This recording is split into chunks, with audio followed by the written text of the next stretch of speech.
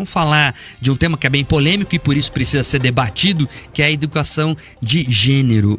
A gente teve recentemente no Brasil a Conferência Nacional de Educação, que definiu as diretrizes e bases do projeto educacional que o Brasil quer para os próximos anos. E esta conferência foi conduzida pelos governos, municipais, estaduais e pelo federal.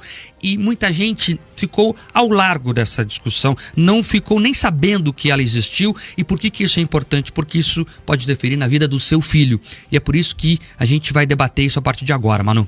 É isso, vamos ter entrevista aqui no estúdio agora, em conversa com o Guilherme Kilter, que é profissional de marketing, especialista na área digital, criador de conteúdo digital para cristãos e esteve lá nessa conferência participando, e acompanhando todas as discussões. Guilherme, então, primeiramente, seja muito bem-vindo aqui ao nosso RIC Notícias e Opinião, e queria que você começasse falando pra gente justamente um pouquinho sobre isso, até para esse pessoal que não acompanhou muito bem o que foi definido nessa conferência, quais foram os debates por lá. Então, dá esse panorama pra gente. Boa tarde. Com certeza. Boa tarde, obrigado Manu, obrigado Mark pelo espaço aqui, boa tarde a todos os ouvintes aí que estão ouvindo a gente falar sobre esse tema tão importante, que é a educação no nosso país, e essa conferência, que simplesmente, como o Mark colocou aqui, vai definir as diretrizes da educação pelos próximos 10 anos, ou seja, se a gente não se envolve nesse embate, nesse debate, isso vai ficar perdido, só vai ser uma discussão a ser feita lá na frente. Essa conferência, ela foi muito criticada, principalmente pelo espectro mais à direita, porque ela foi aparelhada completamente por esse governo federal. Vale lembrar que a gente já tinha sido realizada uma conferência nacional de educação do governo Bolsonaro, que foi completamente revigorada, revogada por esse governo atual do Lula e feito uma nova, para colocar ali as pautas deles. Então, isso a gente viu no documento final. Você pega as mais de 280 páginas do Plano Nacional de Educação, que foi fruto dessa conferência, é um documento completamente ideológico e pouco técnico, como a gente tem tanto criticado, Agora, Guilherme, você participou de todas as esferas, todas as etapas dessa conferência, pelo menos de boa parte delas.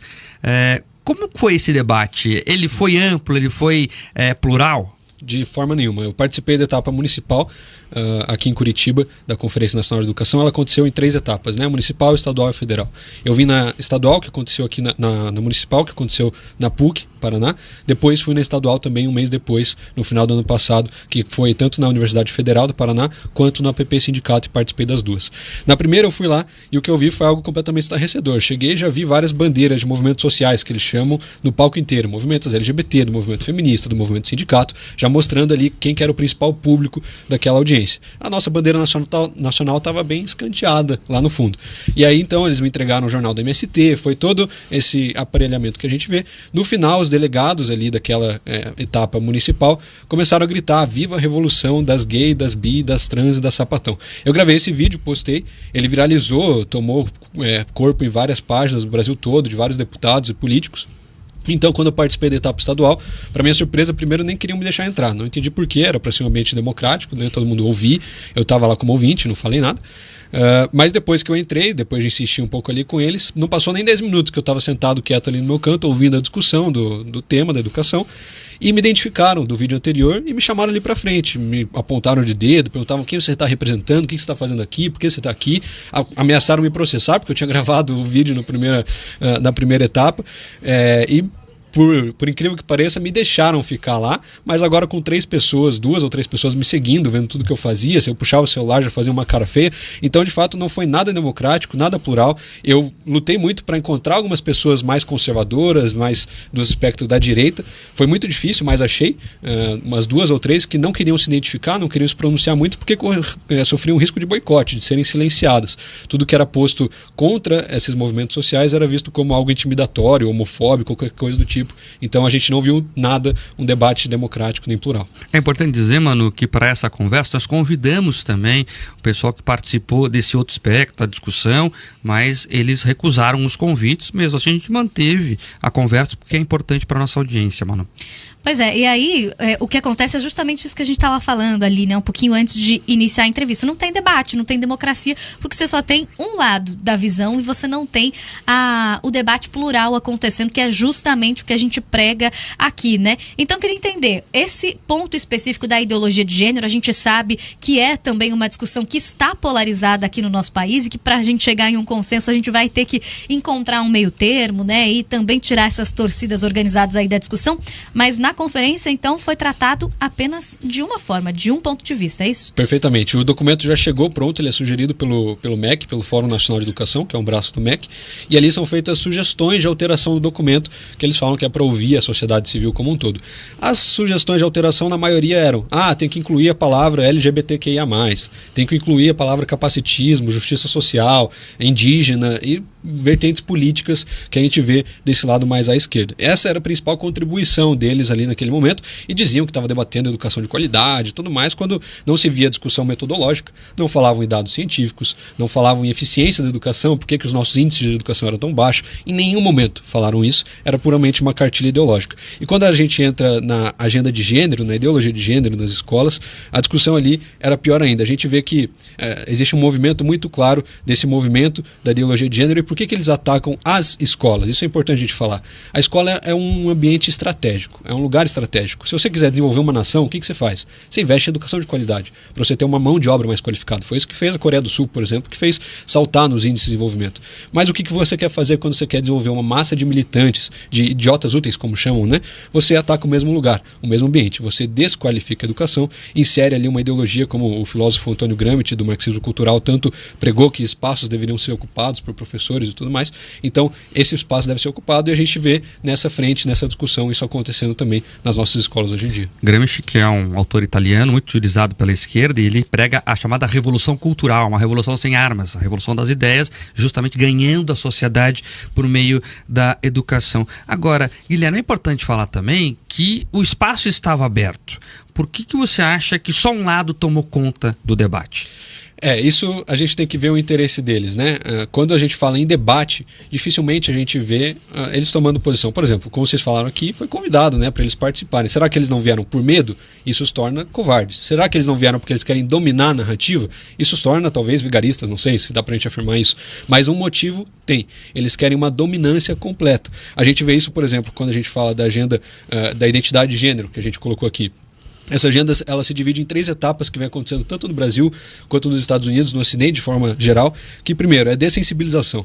Eles querem que a gente aceite a ideologia de gênero, a homossexualidade como for, como algo moral e superior. Então trabalham isso desde lá de trás. Depois vem o bloqueio, e aí que é talvez onde acontece o bloqueio do debate. Eles querem taxar qualquer um que se opõe a essa ideologia como homofóbico, como intolerante, e aí não cabe debate, aí não cabe a conversa. Inviabilizam, né? Exatamente. E aí vem a conversão. Essa conversão final é onde acontece a normalização e imposição da agenda de gênero na sociedade. Então são essas etapas que a gente vê eles colocando em prática sempre. Seja aqui, seja lá fora, todo movimento a gente vê isso. E aqui não foi diferente. Do que aconteceu nessa conferência foi uma clara demonstração desse bloqueio do discurso que eles impõem. Você mesmo falou, né, que vocês foram meio intimidados. Você falou que encontrou outras 2 pessoas, até se colocou ali, né, nesse grupo conservador, estava com algumas outras pessoas e foram intimidados. E você fica com medo mesmo Sim. de expor o seu lado ali, né, a sua visão frente à tamanha quantidade de pessoas que estão lá justamente para intimidar o outro lado. Então eu queria que você trouxesse um pouco da sua visão, né? Sei que você tem o contato aí também com várias pessoas aí desse grupo que se coloca como conservador, então pra gente trazer esse outro lado também. Perfeito, com certeza. O aparelhamento, para vocês terem ideia, foi tão grande que a gente nem conseguia, no começo, nas etapas municipais e estaduais, trazer informação sobre onde era, onde aconteceria. Eu descobri com muito esforço um grupo de WhatsApp com umas 20, 30 pessoas falando do CONAI no Brasil inteiro. E ali eu descobri pessoas mais conservadoras falando sobre esse assunto. E é importante a gente falar, qual que é a nossa alternativa? Como que a gente deve enfrentar isso? Eu acredito que a principal forma é a gente fortalecer a nossa liberdade, que você colocou aqui agora há pouco, Mark, nessa fala tão importante desse filósofo. Nós precisamos ter liberdade de escolher o que os nossos filhos vão estudar, o que as crianças vão estudar, vão colocar nas próximas gerações nas universidades. Nós precisamos ter liberdade de escolher entre uma escola cívico-militar e uma escola público-normal, porque se você pegar o texto, o documento, eles cerceiam a liberdade. Eles querem acabar com a escola cívico-militar, eles querem criminalizar o homeschooling, eles querem combater o agronegócio e a escola sem partido. Isso está escrito no ponto 266 do Plano Nacional de Educação, não sou eu que estou falando, pode pegar lá e ler. Então, é algo que eles querem cercear essa liberdade dos pais e dos estudantes de escolherem, e a gente tem que lutar, assim, de fato, para manter pelo menos essa liberdade, já que o discurso talvez eles tenham dominado. Agora, é importante falar também que se debate da influência do Estado na educação fornecida pelas crianças e até na decisão das famílias sobre o futuro de seus filhos, ela tem ganhado espaço. Nesta semana, inclusive, nós tivemos lá uma fala do ministro João Otávio de Noronha, em um debate que não era sobre educação necessariamente, era sobre a escolha de pais que não querem ou não podem ficar com os filhos, doarem para outros casais criarem. O Estado diz hoje o quê? Que tem que ir para abrigo. E o ministro dizia, não, isso é comunismo. Se o pai e a mãe, por algum motivo, não querem ficar com o filho, eles podem ter o direito de escolher que eles fiquem com outro casal. A discussão era justamente essa. E há essa vontade do Estado interferir todo momento na vida das famílias. Vocês sentem isso e durante a conferência isso foi exposto? Com certeza, esse era um dos pilares principais da conferência. A gente viu ali no eixo 1 e 2, principalmente, uma estatização da educação no país. Eles proporam ali, no Plano Nacional de Educação, a criação do Sistema Nacional de Educação, que aí deve funcionar como um SUS, só que da educação. Ali, o governo federal, a União, teria total liberdade, total capacidade de colocar as agendas e as pautas da educação, tirando liberdade dos municípios e governos. Então, o que a gente vê é essa centralização. Movimentos parecidos aconteceram, por exemplo, na União Soviética de Stalin, na Alemanha nazista de Hitler. Isso é estatizar a educação e, através dessa estatização, pregar apenas um discurso ideológico, uma narrativa ideológica e política. Então isso foi muito presente nesse movimento. Eles querem acabar com as alternativas, por exemplo, eles lutam muito com a escola cívico-militar, lutam muito com o homeschooling, que são alternativas que o pai tem mais controle do que está acontecendo. Porque, por exemplo, eles pregam tanto, nossa, a gente precisa ensinar o respeito, a gente precisa buscar a igualdade. Por que não fazer isso ensinando a civilidade, ensinando o respeito? Precisa ser através da ideologia de gênero. Isso é sim uma deturpação política desse movimento. Estamos conversando ao vivo aqui com o Guilherme Kilter no estúdio do RIC Notícias Opinião. Guilherme, você falou aí da ideologia de gênero, né? A gente sabe que é uma pauta polêmica aqui no nosso país, mas que é uma pauta que ganhou força no mundo inteiro. Esse paralelo de outros locais que já debateram, que de repente estão um pouquinho mais avançados nessa legislação e na maneira como lidar disso, foi levado em consideração em algum momento? De forma nenhuma. Eles não usaram outros exemplos. Eles pautavam a partir das demandas do movimento social. Então você via muito isso. Sempre que alguém levantava lá o cartão para falar, para dar uma contribuição, era no meu movimento, na minha realidade, eu vejo isso, ou falta aquilo. Na minha sala de aula nós precisamos debater mais o gênero. Você pega a etapa federal, tem vídeos terríveis ali, o pessoal discutindo matemática, ideologia de gênero na matemática, como que a gente tem que tratar isso. Era algo absurdo. Você via lá, tinha a bandeira LGBT, uma placa da Marielle e uma mulher que falava que era professora de matemática querendo colocar a ideologia de gênero na matemática. Então era assim, algo absurdo, não tinha metodologia nenhuma, tem uma completa ausência de metodologia científica nesse documento. Tanto é que eles colocam duas propostas que eu acho absurdo, veja o que vocês pensam sobre isso. Eles propõem retirar a prova para diretores, para escolha de diretores de escola, ou seja, os diretores de escola agora seriam puras indicações políticas. Eles propõem também a retirada das avaliações ocasionais dos professores que acontece. Os professores não seriam mais avaliados. É o método do Paulo Freire sendo colocado ali na sua plenitude, né? Não é à toa que a gente via gritos e bandeiras do Paulo Freire ali o tempo todo. Então isso é de fato algo sim preocupante para a nossa educação. Futuro, Guilherme, como é que você está enxergando tudo isso? Você participou do debate, o documento foi produzido sem essas premissas que você está trazendo aqui, de preocupação real com a educação, com o ensino de português, de matemática, educação financeira e aí por diante. Como é que fica o futuro na sua visão? Perfeito, o futuro é a gente propor uma alternativa, a gente não tem como ficar quieto. Se a gente deixar como está, essa proposta vai para a Câmara dos Deputados, vai ser votada favorável ou contra. O que a gente pode fazer? Fazer com que a população tome consciência desse assunto. Então, por isso nós temos aí um grupo de deputados estaduais do Brasil inteiro que tem feito audiências públicas nos seus estados sobre a Conferência Nacional de Educação. Aqui, junto com o deputado Fábio Oliveira, fizemos uma na Assembleia Legislativa do Paraná, já tivemos uma audiência pública na Câmara Municipal de Curitiba, na Câmara Municipal de Ponta Grossa, já temos outras agendadas na Câmara Municipal de Guarapuava, provavelmente em Maringá também, com o objetivo de trazer o conhecimento e o entendimento sobre esse assunto para a população, porque a maioria não está sabendo o que está acontecendo, não sabe que isso aconteceu. E para a gente fazer o paralelo até, como que foram essas experiências, essas audiências públicas? Aí sim teve o espaço, né, para que as pessoas de fato pudessem debater o tema? Com certeza. Nessas audiências públicas nós chamamos pessoas capacitadas e técnicas para falarem ali, né? Então não era discutido se a gente tinha que colocar mais patriotismo ou não nas escolas, por exemplo, que seria uma pauta da direita, por exemplo. Era debatido o que a gente pode fazer para melhorar nossos índices de educação. Por que tirar a escola militar se os índices dela são melhores, se os resultados dela são, em sua maioria, melhores? Então era isso que era debatido. Nós trouxemos professores universitários, graduados, com mestrado e tudo aprofundando mais para fazer ali uma discussão sobre o documento. A gente não se pautou do nada, a gente criticou o documento, o que precisava ser alterado, e a proposta então é, a partir dessas audiências públicas, a partir dessa discussão, a gente somar tudo isso em um documento único e levar o Nicolas lá na Comissão de Educação, na Comissão da Câmara Federal, para que isso seja analisado antes que vá para votação, porque antes de ir para votação na Câmara precisa passar pela comissão, e o nosso plano então é esse, levar o resultado das audiências até lá. Guilherme Kilter aqui conosco. Agora, para terminar e para não cometer o mesmo erro que a esquerda comete, há uma preocupação para que o debate seja democrático de fato? Por exemplo, a esquerda reclama muito do Nicolas Ferreira agora, Comissão de Educação, dizendo que ele vai inviabilizar o debate na visão deles.